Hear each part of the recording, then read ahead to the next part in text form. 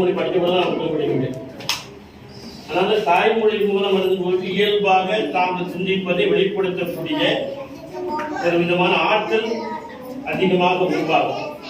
நம்ம தமிழ் மொழியில தான் சின்னாயத்திலே குழந்தைகளுக்கு நல்ல விஷயங்களை சொல்லிக் கொடுக்கக்கூடிய பாடுபாடத்திலே சொல்லி வந்தாங்க.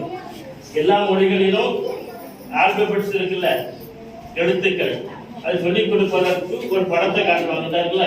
ஏ for apple, B for ball அப்படி காட்டுவாங்க. அல்லது ஒரு பொருளை காட்டி சொல்லிக் கொடுப்பாங்க. அப்படிதானா? அம்மா, ஆடு அப்படின்னு சொல்லி கொடுப்பாங்க. நான் இதே போல ஒரு மெட்ரிகுலேஷன் ஸ்கூலுக்கு பேச போயிருந்தேன். அங்கே ஒரு டேபிள்ல வெள்ளை வெடிப்பு இருந்தது. அதுக்கு மேல ஆப்பிள், பிஸ்கட் பாக்கெட், கேக் எல்லாம் வச்சிருக்காங்க. எல்லாம் எல்கேஜி உட்கார்ந்து இருக்கு. அது என்னன்னா மிஸ் என்னத்தையும் மிஸ் தான் எல்லாமே கல்யாணம் தான் மிஸ் தான். அவங்க இளமையாவே வச்சிருக்கு இந்த குழந்தைகள் மட்டும்தாங்க. அதனால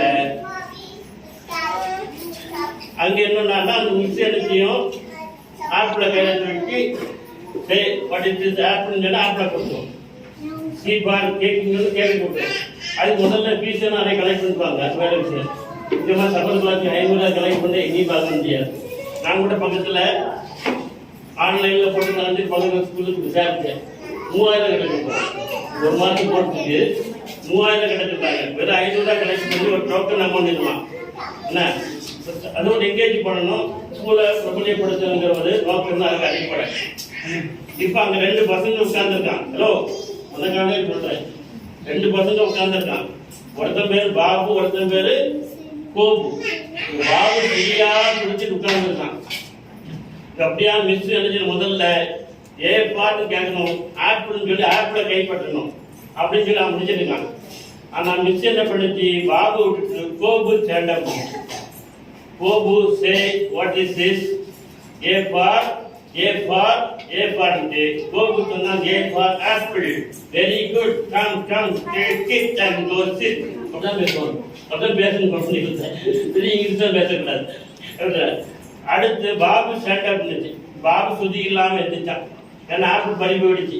மிஸ் அடுத்து இருந்தே போது அந்த பிஸ்கட் பாக்கெட் தூக்க போகுது. அது கிரீன் பிஸ்கட்டா இருந்தா கூட நம்மளுக்கு சந்தோஷமா இருந்துப்பான். அது 3 ரூபா டைகர் பிஸ்கட். நாய் கூட யோசிக்கும் இங்கே. பாபு சுத்திக்கலாம். Babu say what is this? What is this? Say what is this? Beef for Babu சொன்னா beef for big apple. It's வேலையை விட்டே போயிடுச்சு. அப்போ குழந்தைகள்கிட்ட கிரியேட்டிவிட்டி இருக்கு. அவங்க சொல்லக்கூடிய ஆற்றல் இருக்கு. ரொம்ப ஆச்சரியமான விஷயம். குழந்தைகள்கிட்ட நிறுத்திய விஷயங்கள் எல்லாம் ரொம்ப நம்மை விட ரொம்ப அறிவு கூர்மையாக இருக்கிறார்கள், தெளிவாக இருக்கிறார்கள். அவர்களுக்கு போக்கஸ் இருக்கும். வீடுகளுக்குள்ளே எல்லாம் தெரிஞ்சுக்கணும். அப்படிப்பட்ட சூழல்ல நாம குழந்தைகளை கொஞ்சம் பொறுப்போடும் கவனமோடு வளர்க்க வேண்டிய கட்டாயம் இன்றைக்கு நமக்கு இருக்கு. எவ்வளவுதான் வசதி வாய்ப்புகள் எல்லாம் பெருகினாலும் கூடவே நமக்கு பயமும் பெறுகிறது. ஒரு காலத்துல எங்களை வளர்த்த போது பெற்றோர்களுக்கு எந்த கவலையும் கிடையாது. ஒவ்வொரு வீட்டிலும் 8 பேர் இருக்கணும். நானே 8 பேரோட போகணும். 6வது ஆடு இந்த நேர்ந்து விட்டை மட்டும் வந்தா சரி, அவ்வளவுதான். ஆனாலும் எந்த ஒழுக்க சிதைவும் ஏற்படுது, எந்த சிக்கலும் ஏற்படாம. ஆனா இன்னைக்கு அப்படி ஒரு பிள்ளை 2 பிள்ளை பெற்று வளர்க்க முடியாது. பயப்படுறாங்க. வெளியே ஸ்கூல் தான் பயப்படுறாங்க. 1/2 மணி நேரம் லேட்டானா பயப்படுறாங்க. இந்த அச்சம், பயம் என்று சொல்லக்கூடிய நமக்கு நெருக்கடி. இந்த நெருக்கடியை போக்க வேண்டும் என்று சொன்னால் நாம பல விஷயங்களும் நம்ம பிள்ளைகளை அதற்கு தயார் பண்ணக்கூடியவர்களாக இருக்கும். குழந்தைகளை எல்லா சவால்களையும் எல்லா பிரச்சனைகளையும் அறிந்தவர்களாக அவர்களை வளர்க்கணும். எங்க யார் தொட்டா என்ன தொட்டா அந்த பொருளுக்கு என்ன பொருள் என்பதை சொல்லிக் கொடுக்க வேண்டிய பாலியல் சார்ந்த சிகிச்சைகள் இருக்க அந்த கட்டாயம்லாம் எனக்கு பள்ளிக்கூடத்தில் சொல்லிக் கொடுக்கணும். அதே போல எல்லா பிரச்சனையும் எதிர்கொள்ளக்கூடிய சவால்கள் அவர்களுக்கு கொடுக்க வேண்டிய அவசியம் இருக்கிறது. அந்த விதத்துல சின்ன வயசுலேயே குழந்தைகளை நல்ல ஆரோக்கியமான ஒரு படைப்பாளர் கிரியேட்டிவிட்டி உள்ளவர்களாக வளர்க்க வேண்டும். அதுபோல இது போல நல்ல நிகழ்ச்சிகளில் அவர்களை டைவர்ட் பண்ணிக்கிற பொழுது தேவையில்லாத செல்போன் பார்க்கறதெல்லாம் குறையும். இதுதான் நம்ம செய்ய வேண்டிய வேலை. வீட்டுக்குள்ள பெற்றோருக்கு கதை சொல்லுங்க. பெற்றோருக்கு கதையை வாசிங்க. கதையை வாசிக்கிற பொழுது கதை சொல்லுகிற பொழுது கேட்கிற பொழுது அது ஒரு கிரியேட்டிவ் கற்பனை உலகம். ஒரு கதை சொல்லுகிற பொழுது பூனை எப்படி இருக்கு அங்க அப்படி இப்படி இருக்குங்கும் போது ஒரு கற்பனை ஆற்றல் நிச்சயம் வளருகிற பொழுது அந்த கற்பனை ஆற்றல் தான் நாளைக்கு அவர்களை ஓவியர்களாக, ஆர்டிஸ்டாக, எழுத்தாளர்களாக நிச்சயம் மாற்றும். கற்பனை ஆற்றல் சின்ன வயசுல வளையாதவர்களுக்கு இன்னைக்கு எல்லாத்தையும் கிராபிக்ஸ்ல கொண்டு வந்து நினைக்கிறாங்க காட்டினாங்க. எல்லாம் கிராபிக்ஸ்ல வந்துருது. அப்ப அவங்களுக்கு கற்பனை செய்வதற்கு டைனோசர் பார்க்கணும்னா அப்படி காட்டினாங்க. கற்பனை செய்வதற்கு வாய்ப்பே இல்லை.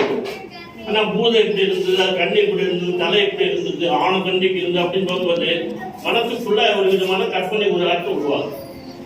உருவாக்கக்கூடிய கற்பனை ஆற்றல் தான் அவர்களை நாளைக்கு ஒரு பெரிய எழுத்தாளராக, ஓவியராக, படைப்பாளியாக, ஏதோ ஒரு துறையில சாதனையாளர்களாக நிச்சயம் உருவாக்கும். அப்ப உருவாக்குவதற்கான முயற்சிகளை வீடுகளும் எடுக்கணும், நாமளும் எடுக்கணும். இந்த குழந்தைகளை பார்க்கிற பொழுது இந்த கை கால் முளைந்த இந்த கவிதைகளை பார்த்து கொஞ்ச நேரம் ரசிப்பதற்கான ஒரு நல்ல வாய்ப்பு உடனே இந்த பணி நிர்வாகத்திற்கும் ஆசிரியர் மக்களுக்கும் நன்றி கூறி